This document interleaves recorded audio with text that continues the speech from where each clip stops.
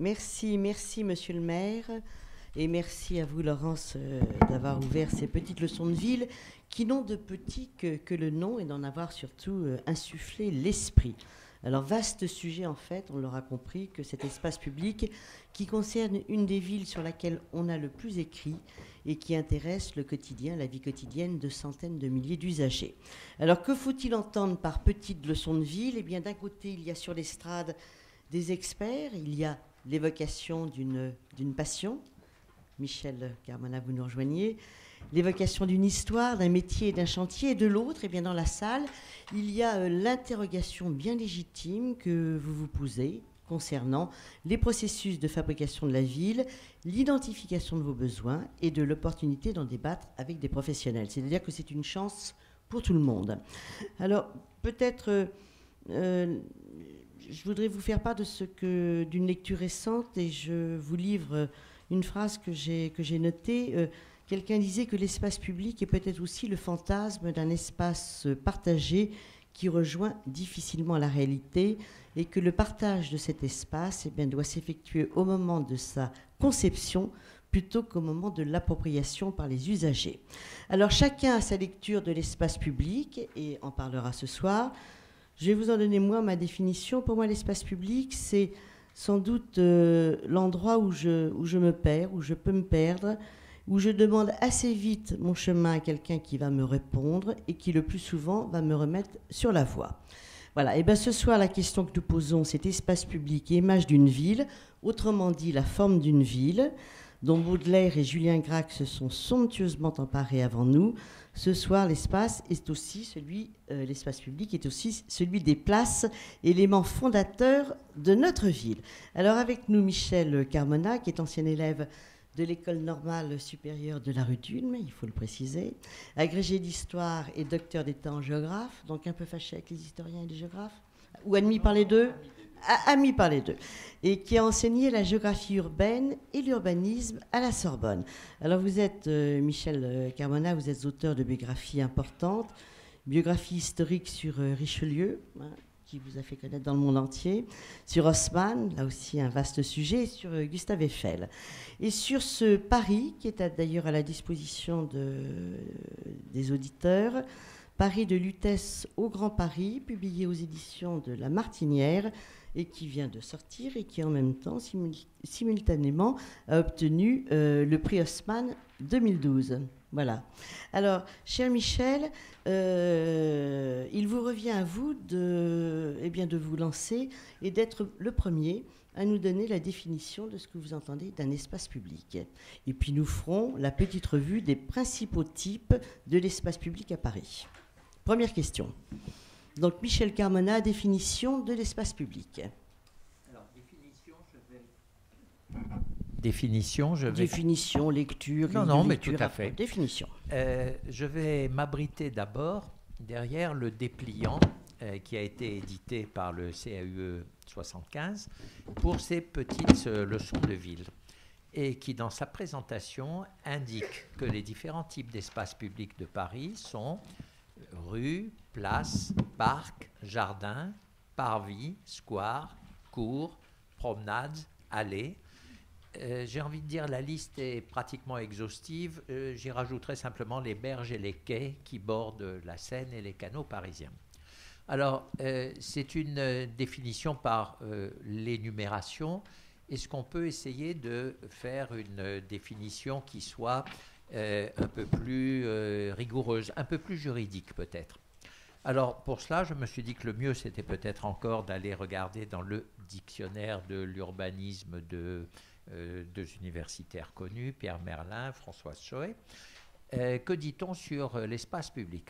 La définition est prudente. On peut considérer... Elle date de quand cette définition? Une quinzaine d'années maintenant. Voilà. Alors, on peut considérer l'espace public comme la partie du domaine public non bâti affectée à des usages publics. L'espace public est donc formé par une propriété et par une affectation d'usage. Accessible à tous? Alors, c'est ça la question. Si on dit une propriété d'abord, une propriété, c'est une propriété publique. C'est ce que entend cette définition. qu'est-ce que c'est qu'une propriété publique?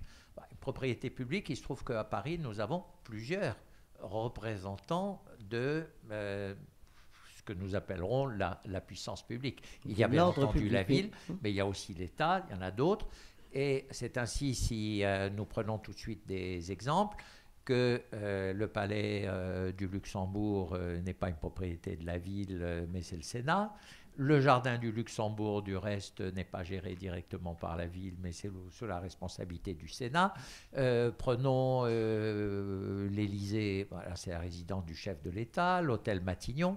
Alors, la différence entre le jardin du Luxembourg et ceux de l'Élysée ou de Matignon, c'est que, indépendamment de la question de propriété, l'un est ouvert au public, le jardin du Luxembourg, tandis que les jardins de l'Élysée et les jardins de l'hôtel Matignon ne sont normalement pas ouverts au public, ils ne sont ouverts que dans des circonstances exceptionnelles, par exemple le 14 juillet. Alors, c'est pour ça d'ailleurs que la définition donnée par le dictionnaire de l'urbanisme dit bien qu'il y a une question de propriété, la propriété publique, l'espace non bâti qui est propriété publique, qui fait partie du domaine public, et il y a d'autre part la question de l'usage, l'utilisation, l'affectation à des usages publics, comme le dit toujours cette définition. Et vous êtes d'accord avec cette définition ? Je suis d'accord. Alors ensuite, il y a des questions qui vont être un peu plus complexes. C'est qu'il y a des espaces privés qui peuvent être également mis à la disposition du public. Alors assez souvent, on va dire, ce sont également des espaces publics. Alors nous avons ça avec des rues privées, avec des passages. La plupart des passages de Paris, bien connus, sont en fait des propriétés privées. Et fermés la nuit. Voilà. Je vais prendre parmi des espaces verts bien connus, le parc du musée Rodin. Le musée Rodin est une institution qui n'est ni la ville, ni l'État, et d'ailleurs il faut payer pour entrer. Mais il n'empêche que le parc du musée Rodin est considéré par beaucoup de gens comme un espace public ou presque public. Alors c'est pour ça que je crois qu'il faut garder à l'esprit la définition donnée par le dictionnaire de l'urbanisme comme la définition qui est la plus globalement acceptable, vrai, et puis ensuite revenir sur la liste donnée par le CAU, parce que là on est dans quelque chose qui est concret. Après cette définition juridique qu'il fallait bien faire, on va rentrer, si vous le voulez bien, dans le Absolument, dans le on vous suit. Alors, merci de me suivre. Je dirais que les espaces publics, on peut les classer en 3 catégories principales, en fonction précisément de leur usage. Alors, il y a d'abord tout ce qu'on va appeler la voirie. La voirie, ça comprend la rue, ça comprend la chaussée, mais ça comprend aussi les trottoirs, ça comprend tout ce qu'il y a à côté. Et je dirais que la voirie, c'est tout ce qui est affecté au passage. Je crois qu'il faut essayer de trouver des définitions un peu simples. La rue, c'est tout ce qui permet le passage, qui permet d'aller et de venir, voilà, la mobilité. Nous avons une catégorie particulière qui va être la place. Alors, la place, c'est, je dirais, c'est l'endroit fixe, c'est l'endroit où l'on est, c'est l'endroit qui est lié plutôt à une immobilité, à une certaine fixité, plutôt qu'à la mobilité. On va y revenir. La place est quelque chose qui est extrêmement important, tout autant que la rue, bien entendu. La place, c'est le lieu où il y a des occupations qui sont des occupations qui se déroulent de façon plus durable que dans la rue. La rue, je vais, je viens, je passe, je vaque à différentes occupations, je busarde, je flâne.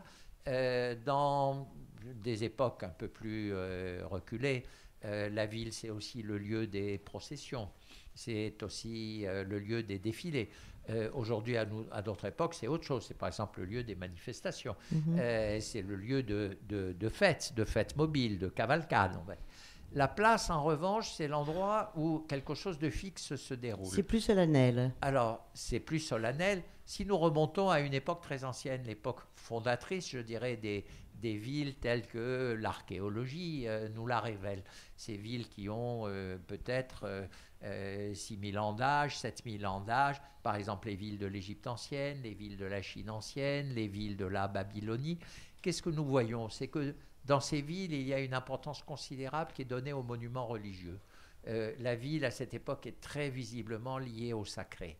Et devant les monuments, devant ces édifices religieux, ou bien quelquefois les enveloppant, qu'est-ce que nous voyons? De vastes espaces vides, qui sont des espaces cérémoniels. C'est les endroits où la foule est là, où elle est rassemblée, où elle participe et elle assiste en même temps à toutes les cérémonies. Et ça, ce sont des places qui sont, je dirais, quasiment le cœur et le centre de la vie de la ville. Alors, ces places, elles ont aussi un autre rôle. Cette population qui est rassemblée, elle n'est pas là uniquement pour les grandes cérémonies. Elle vibre ensemble, elle vit ensemble, elle échange ensemble. Et nous voyons que très souvent, ces grandes places se transforment à certains moments de la semaine ou de l'année en place pour le commerce. Et nous avons là des marchés qui se créent, qui s'instituent.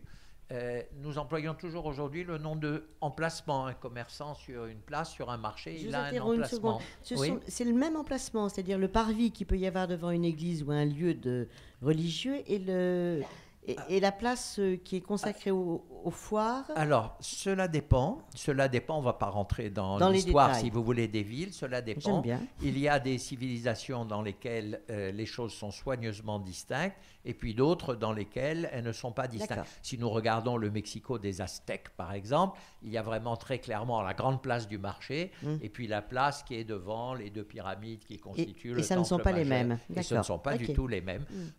J'aurais presque envie de dire pour des raisons même de salubrité, puisque les temples aztèques sont le lieu de sacrifice humain, et on ne mélange pas le sacrifice humain et puis le marché banal, ordinaire, quotidien. Mais si nous venons plus bas dans le temps, et là nous arrivons à quelque chose qui touche davantage à Paris, si nous arrivons à la ville romaine, dans la ville romaine, nous avons toujours une place principale, qui porte le nom de forum. Et le forum, c'est à la fois l'endroit où l'on trouve les activités commerciales et où l'on trouve les activités juridiques. Il y a là le tribunal en particulier, et il y a également les organes de la vie municipale. Alors, pourquoi est-ce que j'ai dit ça touche davantage à Paris? Parce que Paris est l'une de ces très nombreuses créations romaines que l'on trouve en particulier en Europe. Nous sommes ici pas très loin des racines de la ville romaine, mais on va peut-être en reparler un peu après. Et nous avons donc, je dirais, un peu dans nos gènes cette idée de la place à double fonction, à la fois la fonction commerciale et la fonction qui peut être la fonction institutionnelle, la fonction religieuse, la fonction qui touche au sacré. Alors, je vous dirais, nous sommes pratiquement sur les lieux même du crime, puisque nous sommes romains ici, on est romains. On est romains. La ville romaine, elle s'organise autour d'un axe nord-sud et puis un axe transversal est-ouest. Ça, c'est la règle habituelle des villes romaines, elles sont conçues comme ça. L'axe nord-sud, c'est celui qui traverse la Seine. Sur la rive gauche, c'est pratiquement au mètre près la rue Saint-Jacques actuelle. On traverse l'île de la Cité et l'on trouve en face la rue Saint-Martin. Et plus tard, elle va être doublée par la rue Saint-Denis, mais à l'origine, c'est la rue Saint-Martin. Et ce que l'on voit, c'est alors un forum qui est sur la rive gauche. Il est très près de la faculté de droit, de la place du Panthéon, on ne le voit plus. Il est sous quelques mètres de terre. Mais il y a une place qui est réservée sur ce forum aux activités commerciales. Plus tard, à la suite de ce qu'il est convenu d'appeler les invasions barbares, à partir du IIIe siècle, le périmètre de Paris se resserre. Et la rive gauche est largement abandonnée et désertée, et Paris se replie sur l'île de la Cité, mais également sur la rive droite. Et à mesure que se déroule le Moyen-Âge, c'est la rive droite qui va être de plus en plus urbanisée, occupée. Et sur la rive droite, que trouvons-nous? Sur la rive droite, nous trouvons une grande place, qui est la place que nous appelons la place de l'Hôtel de Ville aujourd'hui, qui est une place multifonction. c'est le centre de la vie municipale, puisque très rapidement va se construire en bordure de cette place ce qu'on appelle le parloir aux bourgeois, qui est l'ancêtre de l'hôtel de ville. Et puis il y a sur un des côtés la grève, c'est-à-dire la berge. Les quais n'existent pas, mais c'est le lieu de la navigation. Et l'axe de la Seine prend une importance croissante. Il l'a déjà eu aux origines de la ville romaine, et probablement déjà dans une certaine mesure dès l'époque gauloise, mais c'est surtout à partir des premiers siècles du Moyen-Âge que la navigation prend une importance fantastique. On consacre la Seine, là. Voilà, et on consacre la Seine. Et cette place de grève, devient, à cause de la Seine, le lieu, je dirais le lieu de l'entrepôt, le lieu de la logistique, mais aussi un lieu de marché.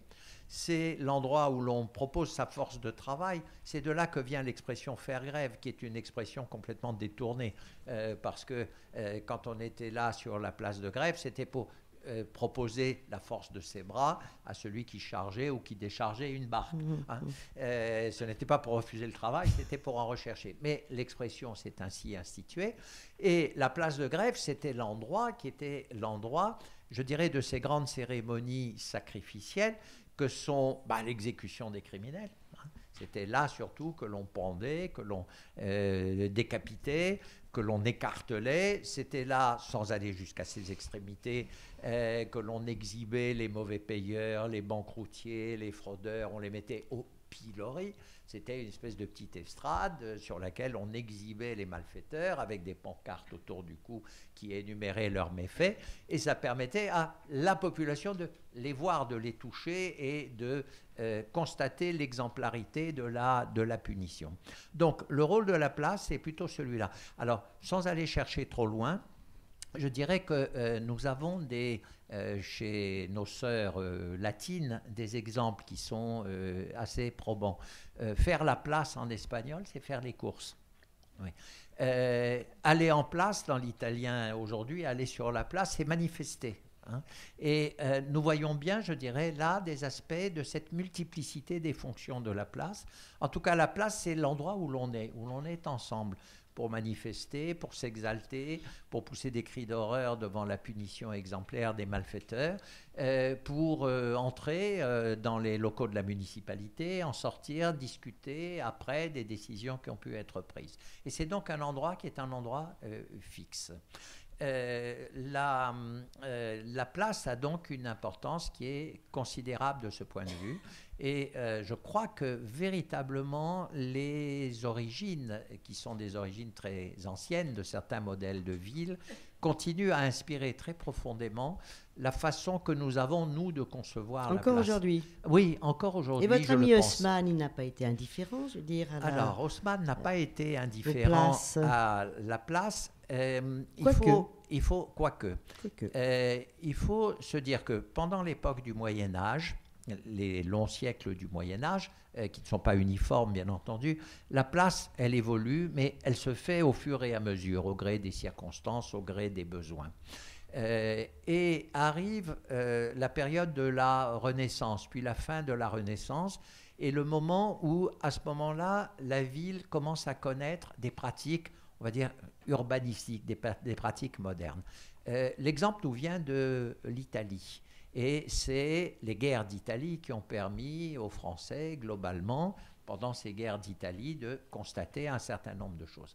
En Italie, ce qui se passe à la fin de la Renaissance, c'est qu'un certain nombre de démocraties locales, de démocraties urbaines, peu importe l'extension du concept de démocratie, mais il y avait des démocraties, sont petit à petit confisquées par des soldats, des mercenaires, des princes, des familles plus riches que les autres. Et s'institue un régime qui est très bien décrit par quelqu'un qui a toujours choisi le mauvais parti. Il avait choisi le parti de la démocratie et pas celle des princes, qui s'appelait Nicolas Machiavel, et qui a écrit un livre qui s'appelle Le Prince. Et on appelle ce régime le Principat. Et en dehors de Machiavel, beaucoup de personnes en Italie de cette époque ont écrit. Et on dit, voilà, il y a effectivement des gens qui trouvent le moyen de confisquer le pouvoir. L'un des problèmes pour eux, c'est de le garder. Alors, c'est peut-être une vérité permanente. Ça dure. Voilà. Et l'une de leurs réflexions, c'était de dire il faudrait peut-être que la forme de la ville s'adapte à cette notion de principat. Et dans ces discussions... Vous venez de dire la forme de la ville. La forme de la ville. On y est. Et on y est. Et dans ces discussions sur la forme de la ville, il y a bon nombre de théoriciens, ce n'est pas seulement des théoriciens, il y avait des religieux parmi eux, mais il y avait aussi des ingénieurs, des architectes, des soldats, et beaucoup se sont mis d'accord pour dire la meilleure forme, c'est la forme circulaire, avec une grande place centrale et avec des avenues qui rayonnent. Pourquoi ? Ça a une double importance. Ça a une importance militaire. L'artillerie commence à se développer, donc vous mettez quelques canons au centre qui peuvent tirer dans toutes les directions et ça vous permet de contrôler les grands axes. Et puis, d'autre part, ça a un rôle politique symbolique. Le prince, le chef, il est au milieu de cette place centrale et il est là comme le soleil au milieu de tous ses rayons.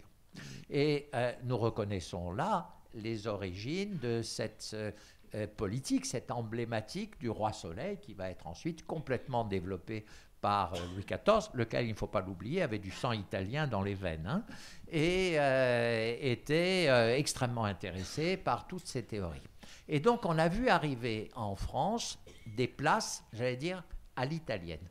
Et on a vu arriver, alors, sous Henri IV, une première place à l'italienne, qui n'était pas une place circulaire, mais qui était une place carrée, mais une place carrée fermée, une place décor, une place pour les cavalcades du prince, à la gloire du prince. Elle s'appelait la place royale à l'époque, c'est notre place des Vosges. Alors, cette place, elle est décor parce qu'elle est complètement ordonnancée, l'architecture est complètement rigoureuse, et d'autre part, elle est fermée. Il y a très très peu d'accès, elle n'est pas faite pour distribuer la circulation. Elle est faite pour être là, pour manifester la majesté du roi. Et dès que la place a été finie, la première chose que l'on a faite, ça a été un grand carrousel, une série de tournois qui ont duré 3 jours, avec des plumes partout, des tenues extravagantes, des perles, etc., où la grande noblesse est donnée en spectacle devant le roi pour célébrer un événement qui était... Donc c'était une scène, là aussi, une scène. C'était une scène.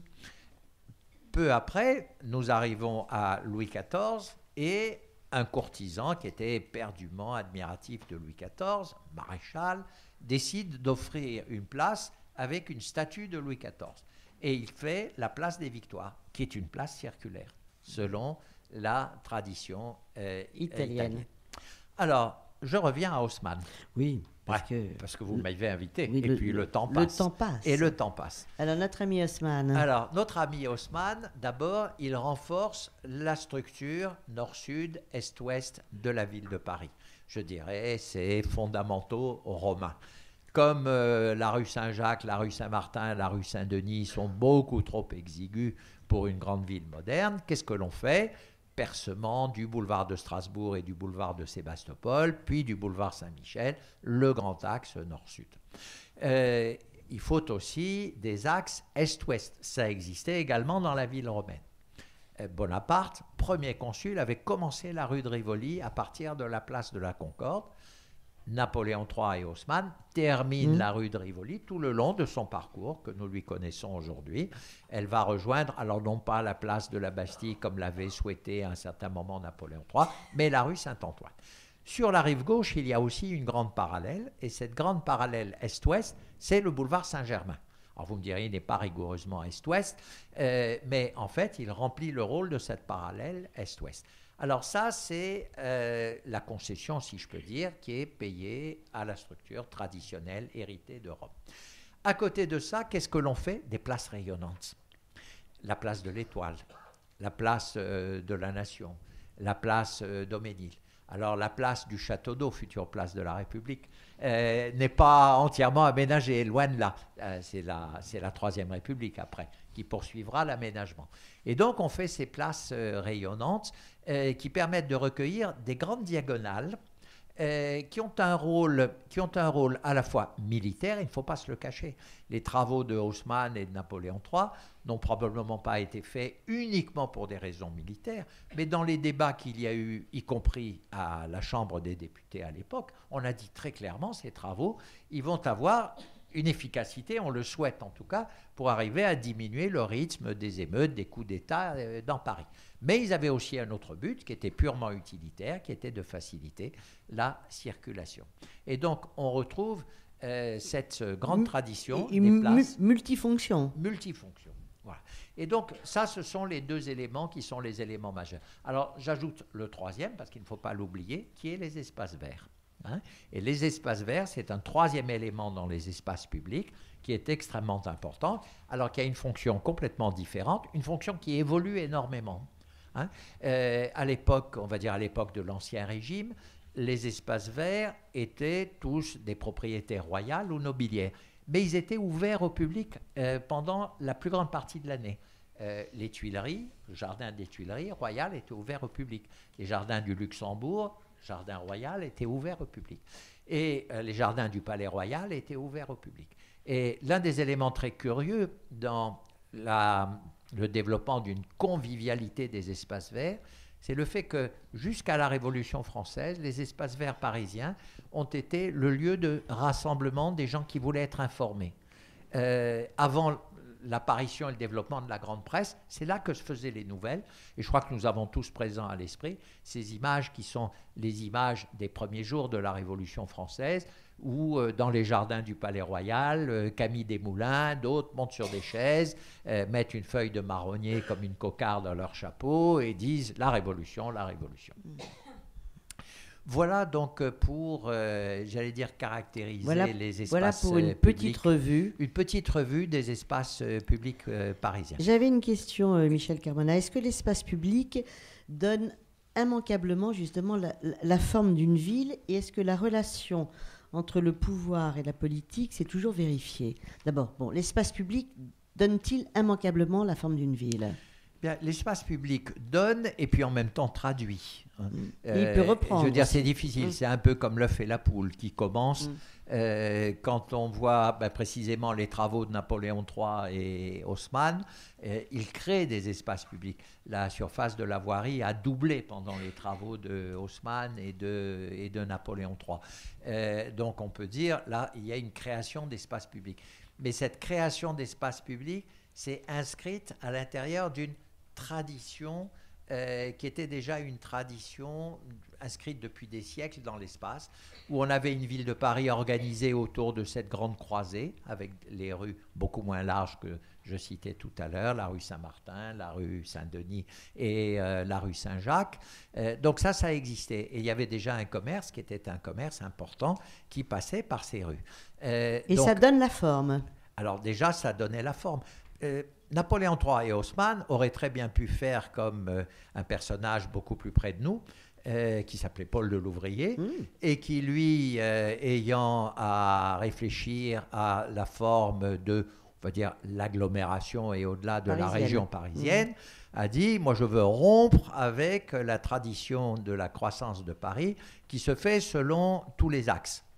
Qui se fait de façon rayonnante. Moi, je veux rompre avec ça et je veux inscrire le développement désormais de Paris le long de l'axe de la Seine jusqu'au Havre. Je vais à l'ouest. Je vais à l'ouest. Bon, en fait, il a échoué.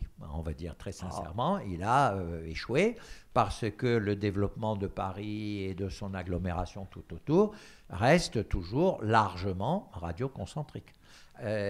Alors, tout s'est calqué sur cette réalité.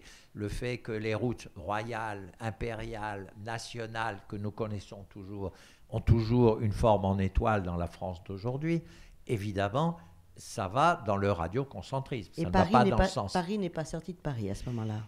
Paris n'est pas sorti de Paris. Paris a grandi par, je dirais, par cercles successifs. La dernière croissance, dernier agrandissement étant celui qui est intervenu au 1er janvier 1860, donc sous le Second Empire, et qui a vu Paris atteindre ses limites actuelles et passer de 12 arrondissements à 20 arrondissements. Et ensuite, la ville de Paris n'a plus grandi.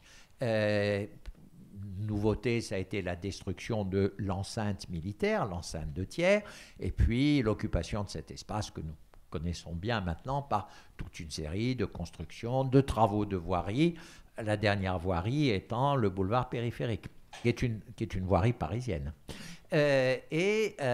Depuis, beaucoup de discussions, le Grand Paris, Paris Métropole, est-ce qu'on va étendre les limites, etc. Je pense que ce n'est pas... aller jusqu'au Havre, ça recommence. Et pourquoi ne pas aller jusqu'au Havre? Pourquoi ne pas aller jusqu'au Havre? Voilà, ce que je vois toujours, c'est que le développement continue à se faire de manière radioconcentrique. Alors, encore une fois, on peut toujours imaginer qu'un pouvoir, quel qu'il soit, décide de rompre avec ces tendances. Pourquoi pas? C'est pour ça que je réponds à votre question sur est-ce que l'espace public impose la forme de la ville. Je peux vous dire, un décideur, un pouvoir peut décider de modifier la forme de la ville et du coup de modifier les espaces publics, d'en créer d'autres. Il y a une relation immanquable entre le pouvoir et la place publique? La relation est très étroite parce que vous avez une part de spontanéité. Et le dessin de la ville? Vous avez une part de spontanéité qui est très importante. Ce sont les gens qui, petit à petit, jalonnent la ville, créent des itinéraires, créent des espaces qui sont les espaces qui leur sont utiles. Moi, je dirais que la création du premier port de Paris sur la Grève est quelque chose qui s'est fait d'une manière quasi spontanée. Mais ensuite, il y a des pouvoirs qui l'organisent, qui le prennent en compte. Et donc, il y a sans arrêt ça ne laisse jamais cet aller-retour, ça ne laisse jamais indifférent. Et il y a alors la notion d'appropriation, quelque chose qui est très important, c'est qu'un espace public, une place peut être fait avec, dans l'esprit de celui qui est le décideur, un certain objet, un certain usage, et les gens en font tout à fait autre chose. On peut le détourner. On peut le détourner, ou encore une fois, en faire autre chose en fonction de ce que les gens ont dans la tête, ont dans l'esprit. Il y a des espaces publics qui, je dirais, d'une certaine manière, ne marchent pas tel qu'on avait pensé qu'ils allaient fonctionner. Et puis, un beau jour, tout naturellement, eh bien, d'une manière ou de l'autre, les autorités en prennent conscience et décident de modifier. Vous avez à Paris des exemples d'espaces publics ratés? Sûrement pas. Mais je dirais, de ce travail permanent sur les espaces publics, nous en avons beaucoup. Depuis déjà pas mal d'années, la tendance est à essayer de regagner aux dépens de la voirie, et je dirais surtout aux dépens de la chaussée, consacrée aux véhicules, des espaces qui vont être redonnés aux piétons. On le voit sur beaucoup de places. Quand il y a une partie, par exemple, du parvis d'une église. Regardons même devant Saint-Gervais-Saint-Protais, il y a un espace libre qui est devant, qui n'est plus un espace pour la circulation. Il est vrai que c'est un espace qui est utilisé pour le stationnement des véhicules du marché, ce qui n'est pas toujours très joli. Mais nous avons beaucoup d'exemples ainsi d'une partie de la voirie. Nous avons ça tout près de Sèvres-Babylone, au croisement du boulevard Raspail, de la rue du Cherche-Midi et de la rue d'Assas, où il y a un petit bout, un triangle de ce qui était autrefois simplement un espace goudronné, qui a été isolé, retiré à la voie, exaucé. Il y a quelques bancs, il y a quelques arbres, il y a une statue, il y a un lieu de repos pour les piétons. Et place de la République, mais je ne veux pas dévoiler de secrets de manière anticipée. Juste après la place de la République. Là aussi, il y a un autre exemple de cette modification dans la configuration de l'espace public. Donc vous dites que pour un politique, c'est une carte à jouer de faire l'espace public. Bien sûr, c'est une carte à jouer si il joue cette carte de manière à aller à la rencontre de souhaits des habitants. Oui. S'il ne va pas à la rencontre, bien sûr. S'il se trompe, évidemment, c'est raté. Ça peut toujours se corriger. Ce ne sont pas des travaux gigantesques. Mais c'est un enjeu. Et c'est un enjeu qui est un enjeu très important. Alors, l'image, juste un mot pour dire, la forme de la ville est très importante, mais l'espace public détermine aussi l'image. Et puisque l'on a parlé de Haussmann tout à l'heure, il y a dans la politique menée par Haussmann quelque chose qui est très moderne, qui existe toujours dans la conduite aujourd'hui de l'urbanisme parisien. Eh oui, tout le monde se réclame d'Haussmann. C'est le fait qu'il a en particulier multiplié les arbres, notamment les arbres d'alignement le long des rues. Il a multiplié les bancs. Il a multiplié les colonnes d'information, les colonnes rondes. Mais il a inventé Il a le multiplié mobilier des urbain. fontaines. Il a inventé le mobilier urbain. Le style de la façade, qu'on appelle improprement haussmannien, mais on ne va pas rentrer dans cette querelle, avec ses balcons, la façade, le style de la façade était imposé, mais les architectes de la ville de Paris interdisaient tout ce qui aurait pu conduire à l'uniformité. Il y avait donc une volonté de faire des façades un élément du décor urbain. Et ce que nous voyons dans beaucoup de peintures, de gravures, bientôt de photographies de l'époque, c'est à quel point le Parisien, il se met au balcon pour regarder le spectacle de la rue. Et ça, c'est quelque chose qui est extrêmement important. Et la ville de Paris, elle cultive son mobilier urbain. Parce que Paris est un spectacle. Paris est un spectacle. Ça a toujours été un spectacle. Ça fait partie de sa fascination. Ça fait partie de son attractivité. Ça fait partie, autre mot qui est un mot qu'aujourd'hui on utilise, qui est un mot important, qui est le mot de rayonnement. Hein. Et ceci est extrêmement important pour la façon que les Parisiens ont de concevoir leur ville et la façon dont Paris se donne à voir et se donne à concevoir vis-à-vis du reste du monde. Michel Carmona, vous avez épuisé votre temps de parole, mais pas votre auditoire, je vous rassure. Merci à vous. Nous remercions Michel Carmona donc, de cette première leçon.